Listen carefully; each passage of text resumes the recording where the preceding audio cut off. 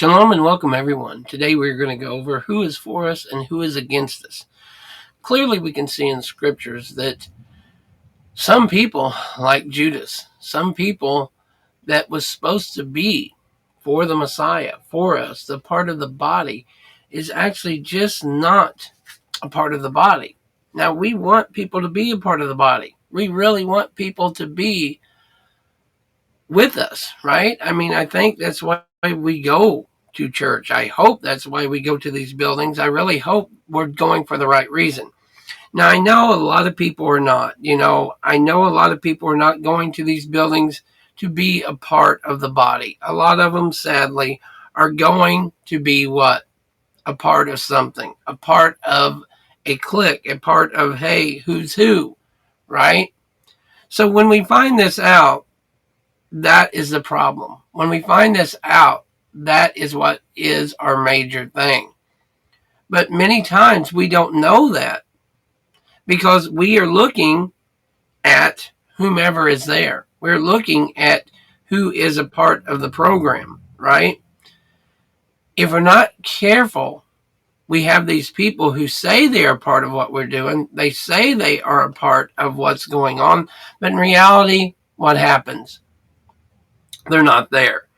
When we have these problems, we have problems that run into life things, right? When Joshua was by Jericho, he lifted up his eyes and looked, and behold, a man was standing before him with his drawn sword in his hand.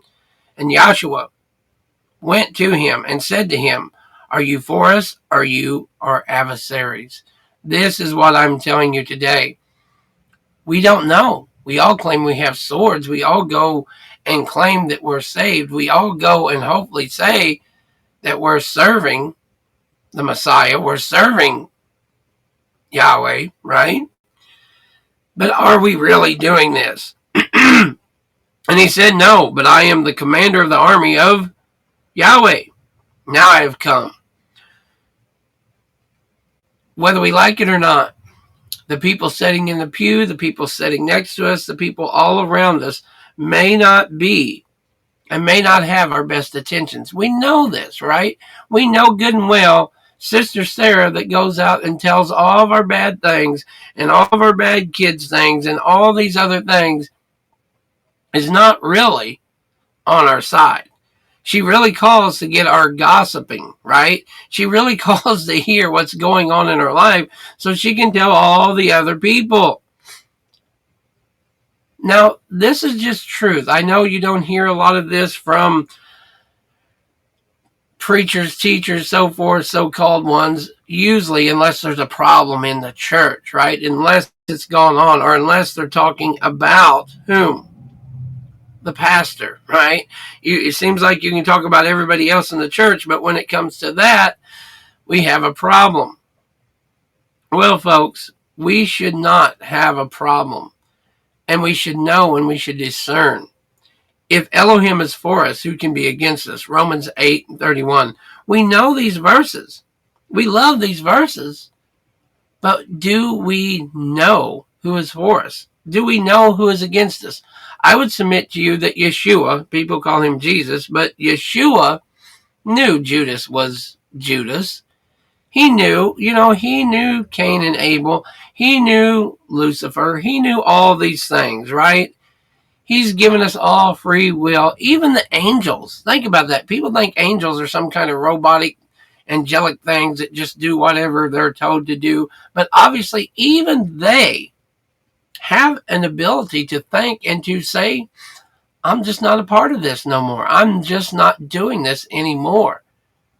And when you think about it, isn't that beautiful, though?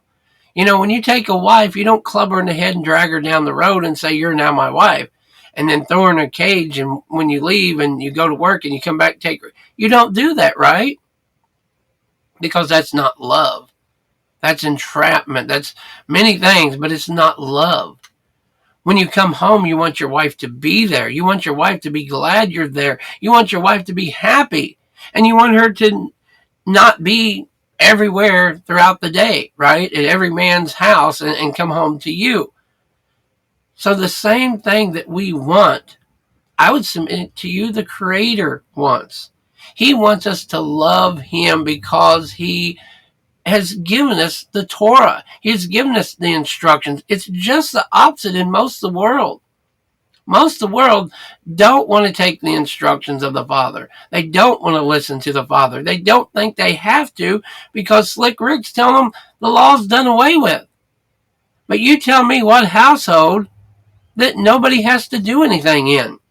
Tell me what household that Daddy says take out the trash and do your homework and make sure you're up and go brush your teeth and nothing happens and you say, that law's done away with because I'm 12, I'm 5, I'm 18, I'm whatever, right? Do those laws change? Don't you still go and help? Even when you come over to visit, if you see the trash there, is it not instilled for you to go and say, hey, maybe I could take that out? Maybe I could help them out. Maybe that's a good thing I could do, right? No, the law's done away with. I moved out. I ain't got to brush my teeth no more. I ain't got to wash myself no more. All those things that I was taught from a young child, I just ain't going to do no more. That don't make sense, right? So how would it make sense to do away with the Torah?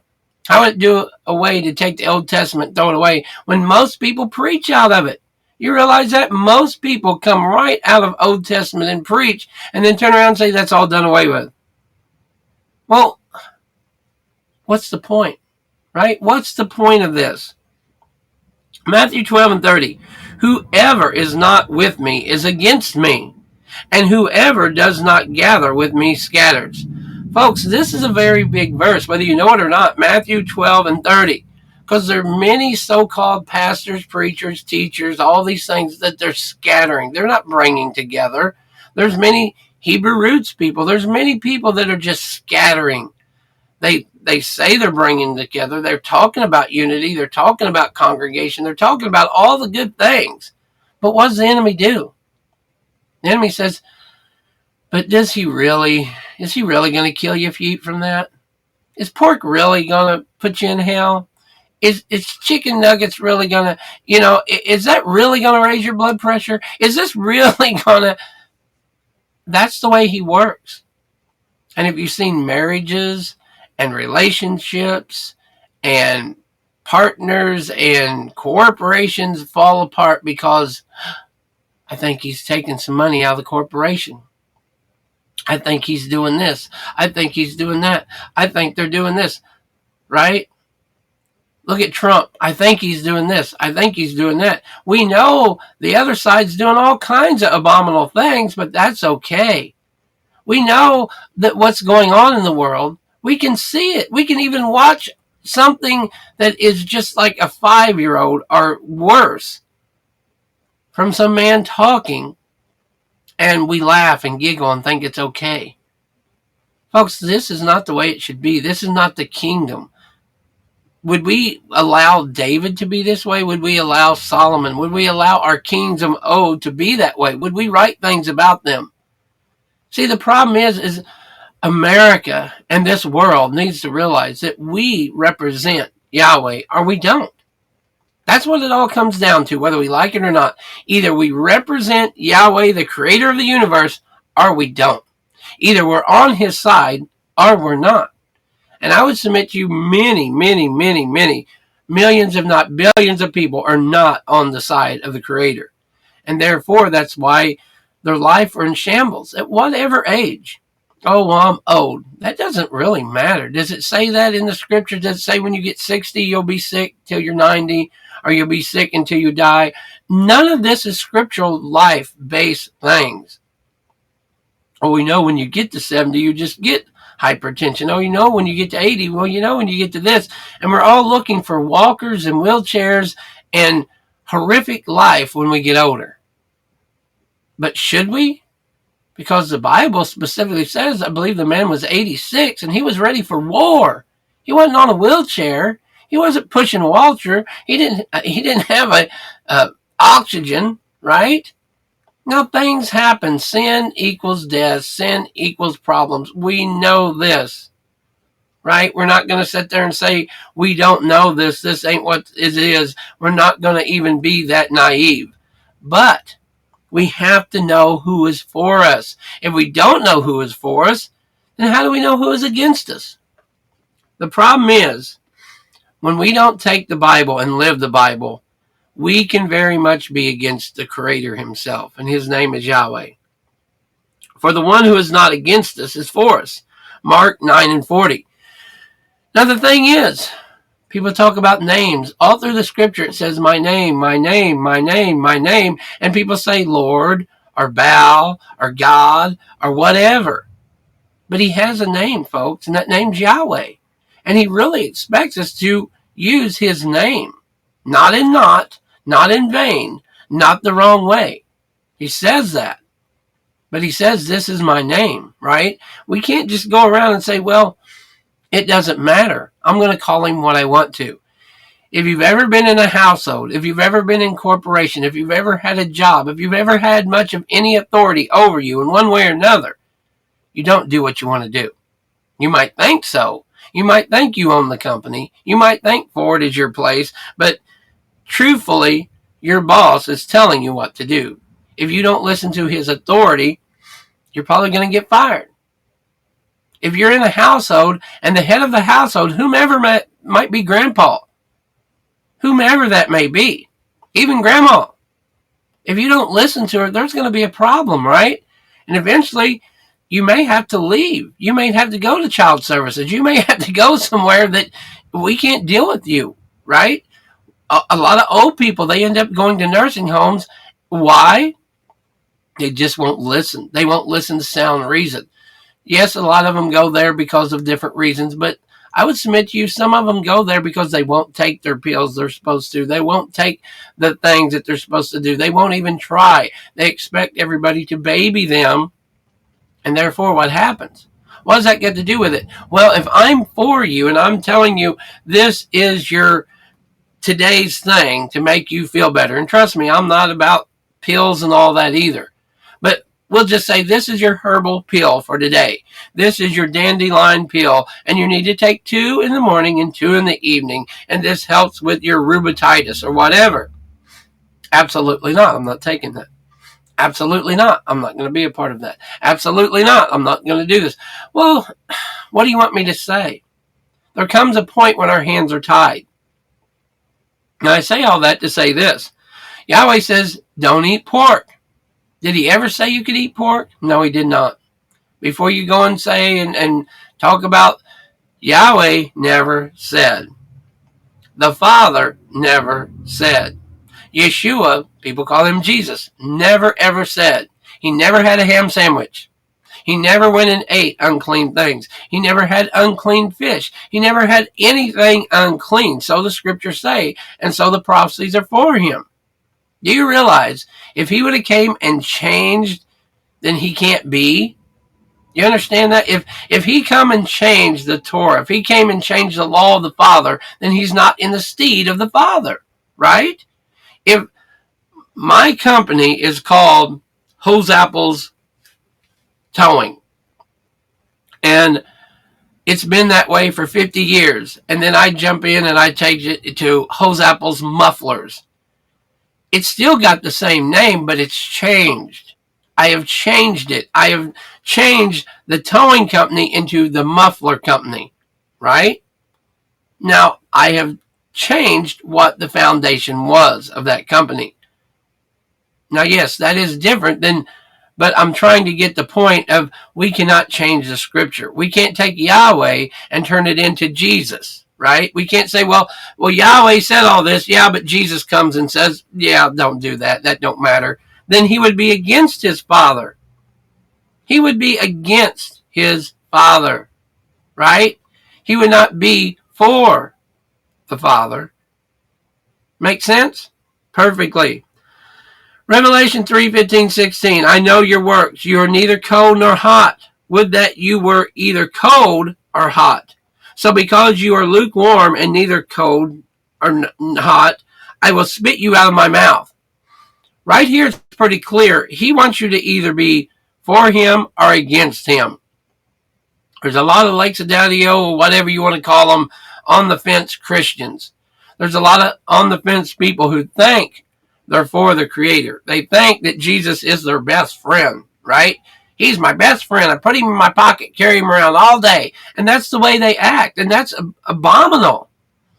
It's truly an abomination to an almost borderline blasphemy, is it not? That they're going to take the Son, the Messiah, and trample his blood into, he's my friend, I accept him. You accept him? Really? I didn't know he gave you an invitation to say, he said, I called you.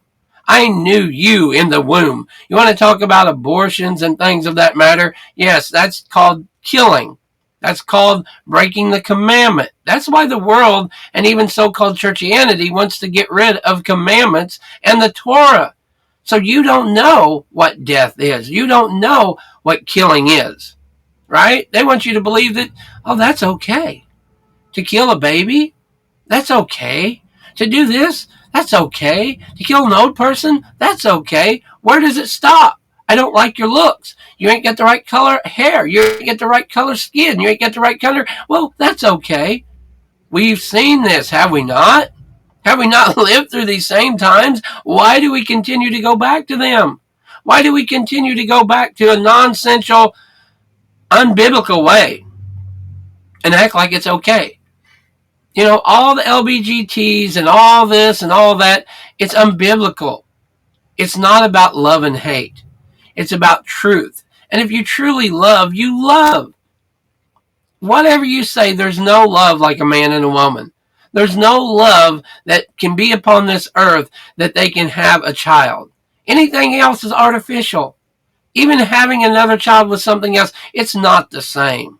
It's just not. If you look around and you see two people who had a baby and they are truly in love, they treat that baby like it's gold. They treat that baby, oh, that's all they do. Especially for the first few years. It's, oh my gosh, the baby sniffled.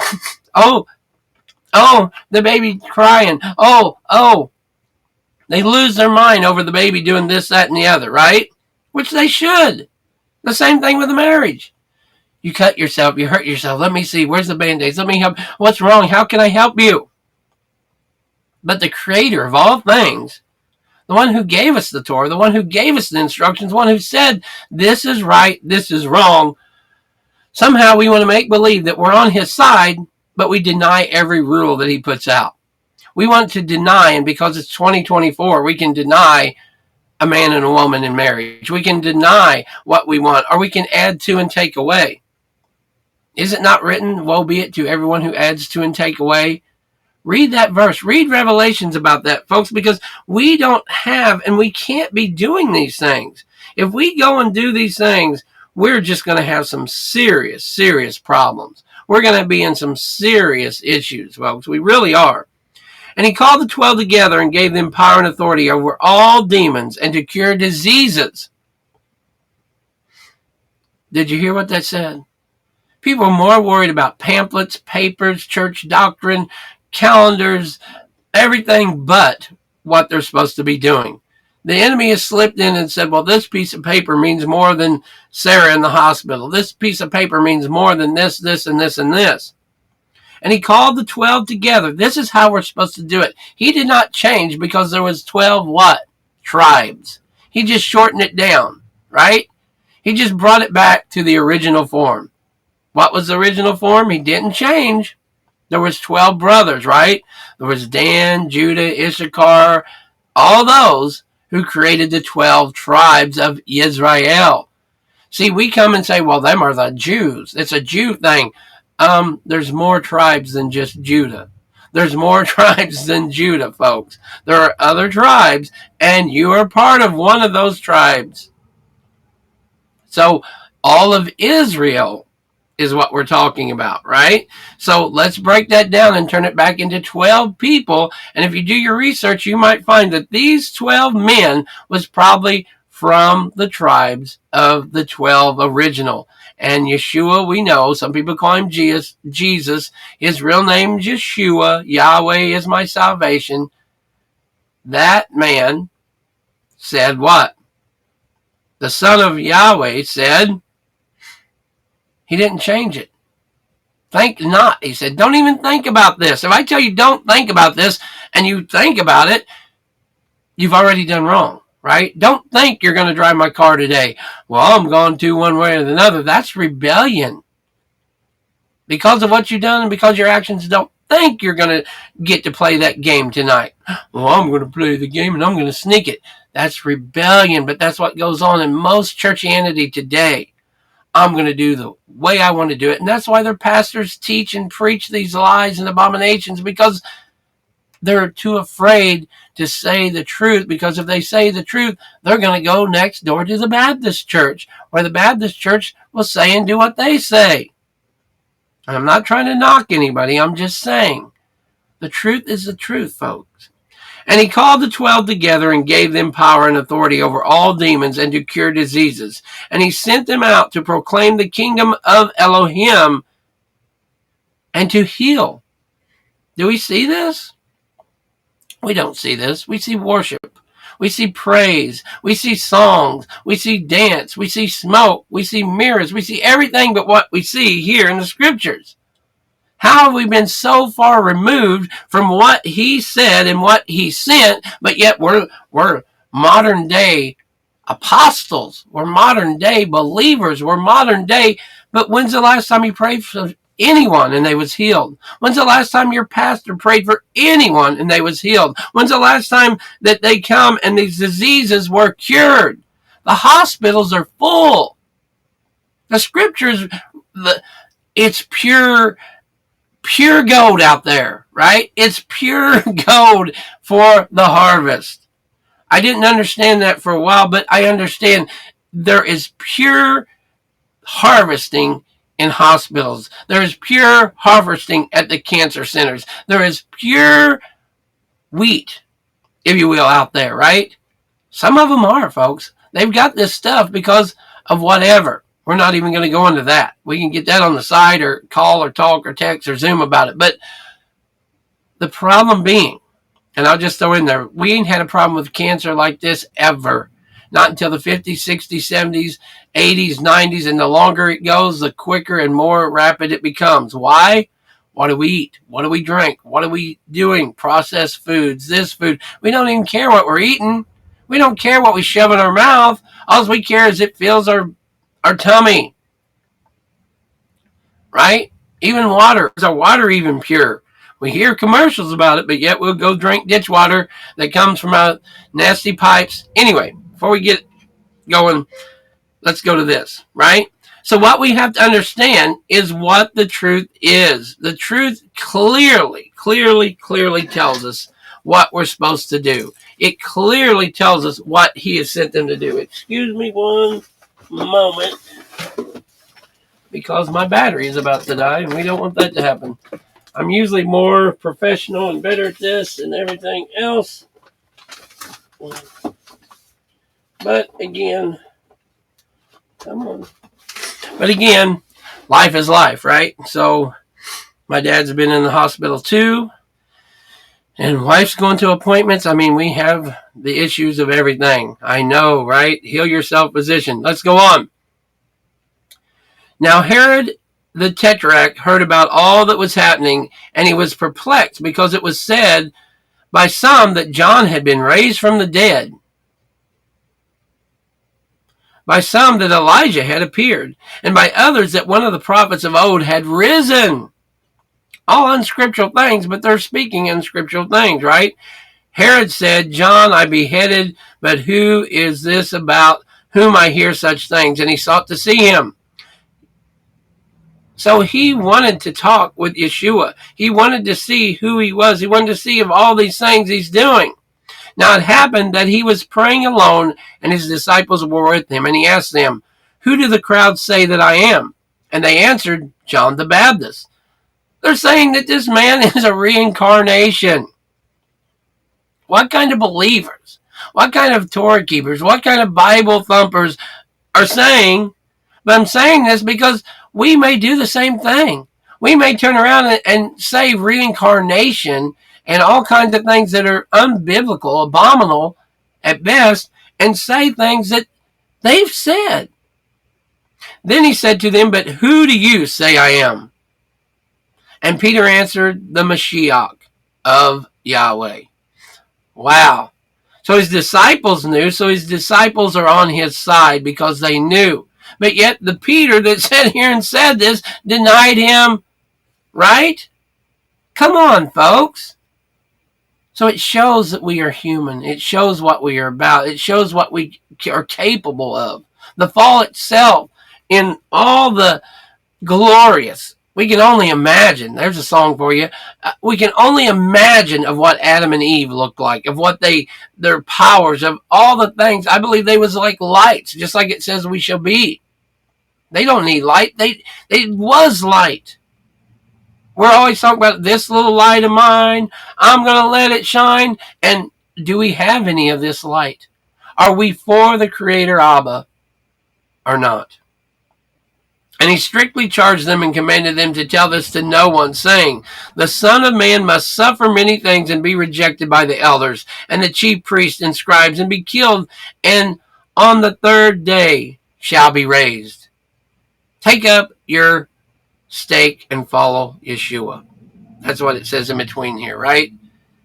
So to be truly on his side, to truly be a part of the kingdom, we have to do what he says to do. We have to live the way he says. And yes, you're going to be persecuted. There's people, even in your church, are probably going to want to get rid of you because of what you really do.